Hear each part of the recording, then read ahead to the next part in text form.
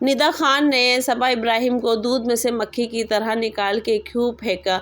जब निदा खान को सबकी सपोर्ट की ज़रूरत थी, जब निदा खान ये चाह रही थी कि मेरा मसला इस तरीके से चल रहा है, कोई मेरी हेल्प करो, कोई मेरे लिए आवाज़ उठाओ, तो सबसे पहली आवाज़ शुएब इब्राहिम की यानी कि सबा इब्राहिम की थी। और आज जब निदा की ज़िंदगी में एक खुशी का मौका आया, इतने बड़े मुश्किल वक्त के बाद एक खुशी का मौका आया जब निदा ने अपनी बर्थडे सेलिब्रेट की, तो वहाँ पर निदा ने सबसे पहले अगर दूध में से मक्खी की तरह निकाल के फेंका है तो सबा इब्राहिम को फेंका है। तो प्यारी बहनों और प्यारी दोस्तों, आज बात कहने वाली ये है कि सुनने में आ रहा है कि निदा का डिवोर्स कंफर्म हो गया है और निदा इद्दत क्यों नहीं कर रही है, निदा इद्दत की बजाय कहाँ जा रही है, किस लिए जा रही है, क्यों जा रही है, निदा ने अपनी इद्दत क्यों नहीं की है। जबकि कहने वाले भी ये कह रहे हैं कि कंफर्म फाइनली निदा की मतलब कि निदा की फाइनली डिवोर्स हो चुकी है, कंफर्म बाय निदा खान, यानी निदा खान ने ऐसा ही अपने बारे में बताया। तो प्यारी बहनों, मैं आप लोगों को बताती चलूँ कि निदा ने अभी तक ऐसा कोई अनाउंसमेंट नहीं किया था और अपनी बर्थडे में निदा ने और सबा इब्राहिम को क्यों नहीं बुलाया। तो अस्सलाम वालेकुम my YouTube family, welcome back to my YouTube channel. तो उम्मीद करती हूँ आप सब लोग खैरियत से होंगे। तो जी अल्लाह के फजल करम से मैं भी खैरियत से हूँ। तो गाइस, जैसे कि आप लोग जानते हैं, मैंने अपनी 2 पिछली वीडियो में निदा खान के बारे में जो भी वीडियो बनाई है उसमें मैंने आप लोगों को बताया कि निदा यानी कि डिवोर्स कंफर्म हो रही है या नहीं हो रही है या क्या है। तो बात अब आती है कि निदा जब परेशानी में थी, मुब्तला थी, उसको कुछ समझ में नहीं आ रहा था, तो बात यही थी कि निदा के लिए आवाज़ उठाने वाली यानी कि सबा इब्राहिम थी। और सबा इब्राहिम के बाद जो निदा की यानी कि पहली दोस्तें थीं जो भी थी, तो निदा ने उनको बर्थडे में बुलाया और ये लोगों को ज़ाहिर किया कि मैं उन लोगों को बुला रही हूँ जो लोग मेरे बहुत करीब हैं, मेरे बहुत अजीज़ हैं, मेरे ये है, मेरे वो है, तो मैं उन लोगों को बुला रही हूँ। यहाँ तक कि सबा इब्राहिम ने जब हैदर का फंक्शन किया था तो उसमें भी उसने निदा को बुलाया था, पर निदा ने अपने फंक्शन में सबा को क्यों नहीं बुलाया। तो ये एक सवाल जो कि है अब यूट्यूब पे बहुत ज़्यादा गर्दिश कर रहा है। लोग कह रहे हैं कि सबा ने निदा को इतना सपोर्ट किया और निदा ने दूध में से मक्खी की तरह निकाल के सबा को फेंक दिया। तो गाइज़, ये बात कहाँ तक सही है, कहाँ तक गलत है, अब इस चीज़ को लेके तो निदा ही जवाब देगी। बाकी बात ये है कि कल की वीडियो में जब निदा ने बताया कि वो उम्रे पे जा रही है, उम्रे की तैयारी कर रही है, शॉपिंग करने वो गई है, तो वहाँ भी उसको सबा इब्राहिम और उसकी अम्मी मिली थी, यानी कि स्कार्फ शॉप पे जहाँ वो स्कार्फ लेने गई थी, तो वहाँ पे सबा इब्राहिम और उसकी अम्मी वहाँ मिली थी उसको। तो निदा ने बताया कि वैसे तो सबा मेरे घर पे कल आने वाली है, पर ना इत्तेफाकन ये मुझे यहाँ मिल गई है, तो इंशाल्लाह हम कल अपने मिलेंगे। तो ये चीज़ देखते हुए जब सबा और निदा में इतनी बॉन्डिंग है, सबा और निदा में इतनी अच्छी दोस्ती है कि बाकायदा सबा दोबारा से निदा के घर जा रही है, तो निदा ने आखिर सबा को बर्थडे में क्यों नहीं बुलाया। क्या निदा की बर्थडे सेलिब्रेशन जो थी सबा के आने से कम हो जाती, या फिर निदा यानी कि सबा को आना नहीं था या निदा को बुलाना नहीं था। तो ये सवाल अब बहुत ज़्यादा गर्दिश कर रहा है। बात आती है निदा के पिछले दोस्तों के ऊपर, तो निदा ने वहाँ पे उन सबको बुला लिया है, उन सब के बारे में बताया भी कि ऐसी बात थी, वैसी बात थी, अब सब सॉर्ट आउट हो गया है, सब ये हो गया है, सब वो हो गया है। तो ये सारी चीज़ें यानी कि निदा ने उनके बारे में तो बताई, पर सबा के बारे में कुछ भी ऐसा नहीं कहा। और बाद में बताया कि ऐसे ऐसे सबा यानी कि कल वाली वीडियो में बताया कि सबा का आने का है मेरे घर पे।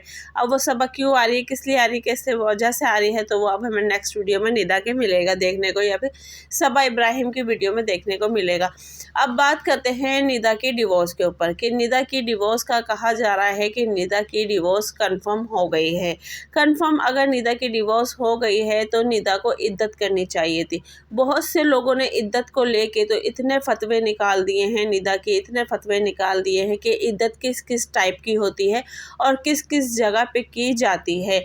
यानी कि निदा को अभी इद्दत का पता नहीं है और इद्दत का निदा को कंफर्म किया जा रहा है कि जब हस्बैंड का इंतकाल होता है तब कौन सी इद्दत होती है, कितने टाइम की इद्दत होती है, जब डिवोर्स होता है तब कौन सी इद्दत होती है, वो कितना टाइम की होती है और इद्दत की क्या क्या शराइतें हैं, वो सब यानी कि निदा को बताई जा रही हैं। पर निदा जो है अब डिवोर्स होने के बाद वो जा रही है उम्रे पर। अब उम्रे पे वो किस किस साथ जा रही है, कैसे जा रही है, क्यों जा रही है, तो वो हमें निदा के आगे आने वाले ब्लॉगों में पता चलेगा। तो फ़िलहाल अभी लोगों का यही कहना है कि अगर निदा की डिवोर्स कंफर्म हो गई है और फ़ैसला निदा के हक़ में आया है तो फिर निदा इद्दत क्यों नहीं कर रही है। तो इसका जवाब भी जो है वो निदा ही देगी कि आखिर वो इद्दत क्यों नहीं कर रही है और क्यों वो उम्रे पे जा रही है। मुझे एक चीज़ ये समझ में नहीं आती, ये बहुत से यूट्यूबर्स हैं या फिर बहुत से ऐसे लोग हैं कि पहले तो वो पैसा कमाने में इतना मशगूल हो जाते हैं, इतना मशगूल हो जाते हैं, इतना मशगूल हो जाते हैं कि उस वक्त उन्हें अल्लाह का घर याद नहीं आता। और जब ये लोग शोबिस पे आते हैं तो इनका गेटअप कैसा होता है, इनकी ड्रेसिंग कैसी होती है, ये क्या क्या होते हैं। निदा खान का भी वही बात है, पर वो ये बात भी कहते हैं कि जब अल्लाह हिदायत दे, जब अल्लाह हिदायत दे तो सब कुछ बदल सकता है, सब कुछ कायनात बदल सकती है। तो यहाँ पे शायद निदा और कुछ यूट्यूबर्स के साथ ऐसा ही हुआ है, क्योंकि निदा की भी आप लोग पिछली वीडियोस या जब निदा ने स्टार्टेड लिया था तो तब आप लोग उसकी वीडियो देख सकते हो कि वो किस तरीके से सोशल मीडिया पे मतलब काम करती थी और अब वो बाकायदा हिजाब पहनती है। तो ये चीज़ें हैं। बाकी कहते हैं ना कि जब अल्लाह पाक जिसको हिदायत दे, तो इस चीज़ पे मैं कभी भी बात नहीं करती हूँ, क्योंकि ये देखें उनका और अल्लाह का मामला होता है और अल्लाह बस अपने बंदे को कब अपनी तरफ वो मतवज्जा कर दे ये उसका काम है, और कब वो बिगड़े हुए को इंसान बना दे ये भी उसका काम है, कब वो बिगड़े हुए को और भूले हुए को रास्ता दिखा दे ये भी उसका काम है। तो इस बारे में मैं कभी भी बात नहीं करती हूँ, क्योंकि ये अल्लाह का और उसका अपना मामला है, तो इसमें मुझे नहीं बीच में पड़ना है। पर यह है कि निदा अब उम्रे पे जा रही है, जब उसके सर पे परेशानी पड़ी है, जब उसके यानी कि अपना घर टूटता हुआ बिखरता हुआ नज़र आ रहा है। पर एक बात ये भी है कि अगर निदा को अपना घर टूटता हुआ बिखरता हुआ नज़र आता, या सुफियान की मतलब या फिर निदा की कोई भी ऐसी बात होती, तो निदा शायद सदमे में होती, टेंशन में होती। पर अब निदा यहाँ तक कि ये अंदाज़ा लगा लें कि निदा ने ये कदम खुद को स्ट्रॉन्ग बनाने के लिए किया है। निदा को पता है कि मैं अपने बच्चे के लिए कुछ भी कर सकती हूँ। यहाँ तक कि निदा के लिए कमेंट्स भी आए हैं, शुरू में आप देख सकते हो कि औरत को इस तरह ही अपने ऊपर डिपेंडेंट होना चाहिए कि वो अपने आप को समझ सके, सोच सके कि हाँ मैं अपना और अपने बच्चे का गुजारा कर सकती हूँ, ना कि शौहर बाप भाई की कमाई पे उसको मोहताज रहना चाहिए। तो मेरी प्यारी बहनों ये बात वाकई बिल्कुल सही है कि औरत को अपने ऊपर डिपेंड रहना चाहिए। कहते हैं ना कि एक औरत की कंजूसी आदमी को बादशाह बना देती है और एक आदमी की कंजूसी औरत को फ़कीर बना देती है। तो मेरी प्यारे दोस्तों, बहनों, माँओं, आजकल का दौर वही हो गया। बेशक शौहर की जितनी भी आमदनी है, ये मत कहो कि मेरे शौहर की अच्छी वो है आमदनी है तो मुझे कमाने की क्या ज़रूरत है, मेरे घर में अच्छा खाना है, अच्छा पहनना है, अच्छा ओढ़ना है, मुझे किस चीज़ की क्या ज़रूरत है जब मेरा शौहर मेरे सारे अखराजात उठा रहा है। तो ये बात भी बिल्कुल सही है कि शौहर अगर बीवी के अखराजात उठाता है तो ये उसके ऊपर कोई ज़िम्मेदारी है वो नहीं है, वो उसका फ़र्ज़ है और बीवी का हक़ है। पर बहुत से लोग जब बीवी पे पैसों के लिए हाथ फैलाते हैं ना, तो उस हाथ को काफ़ी दफ़ा पीछे धुतकार देते हैं, या बहाने से कुछ भी आप ले लो तो उस हाथ को नज़रअंदाज कर देते हैं। जबकि एक लड़की, एक औरत बहुत फ़ख्र से अपने बाप, भाई या शौहर के आगे हाथ फैलाती है दुनिया में, और तीसरा चौथा पाँचवा कोई रिश्ता उसके लिए नहीं है। सिर्फ अपने बाप और भाई और एक शौहर जिनसे वो हक़ से मांगती है। तो बाप और भाई का एक मर्तबा जो होता है वो शादी से पहले तक होता है, और जो शादी के बाद होता है वो शौहर का होता है।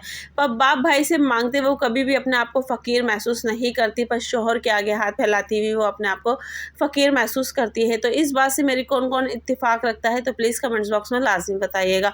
बाकी निदा के फ़ैसले को लेके कौन सही है कौन गलत है, किसने सही किया किसने गलत किया, ये भी मतलब इसी टॉपिक पे बात करेंगे।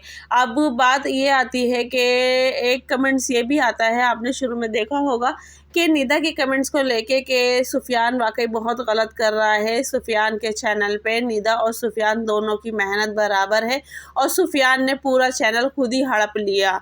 तो इस बात के ऊपर भी बात उठ रही है। अब निदा ने वो चैनल क्यों सुफियान के पास छोड़ दिया या सुफियान के पास वो चैनल है, तो इस बारे में भी निदा ही इस राज पे से पर्दा उठा सकती है। हमें तो नहीं पता कि निदा ने इतना बड़ा चैनल अगर वो चाहती तो सुफियान से ले सकती थी या नहीं ले सकती थी, या क्या है क्या नहीं है, तो इस बात पे से निदा ही पर्दा उठाएगी। बाकी हमें नहीं पता कि आखिर इतना बड़ा चैनल, क्योंकि निदा ने दोबारा से यानी कि ज़ीरो से स्टार्ट किया है, पर वो बात अलग है कि निदा की फ़ैन फॉलोइंग बहुत ज़्यादा थी, तो इसलिए निदा को इतनी मेहनत नहीं करनी पड़ी अपने चैनल पर।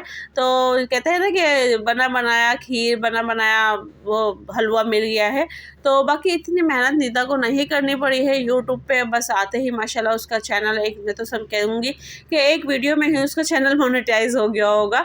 बाकी ये हम जैसों के लिए है जो कि इतनी मेहनत हमें करनी पड़ती है और इतनी मेहनत से हमें अपना चैनल चलाना पड़ता है, तो ये हम जैसों के लिए है। बाकी निदा की फ़ैन फॉलोइंग बहुत अच्छी थी, जिसकी वजह से निदा को इतनी मेहनत नहीं करनी पड़ी।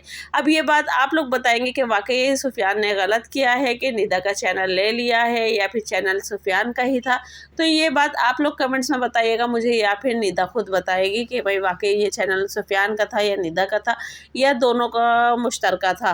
तो ये सारी चीज़ें थी। बाकी आज का ब्लॉग आप लोगों ने देखा कि हमारी ब्रेकफास्ट की तैयारी पूरी हो चुकी है और अब हम नाश्ता करने जा रहे हैं। मिलते हैं नेक्स्ट वीडियो में। अल्लाह हाफ़िज़। दुआ में याद रखिएगा।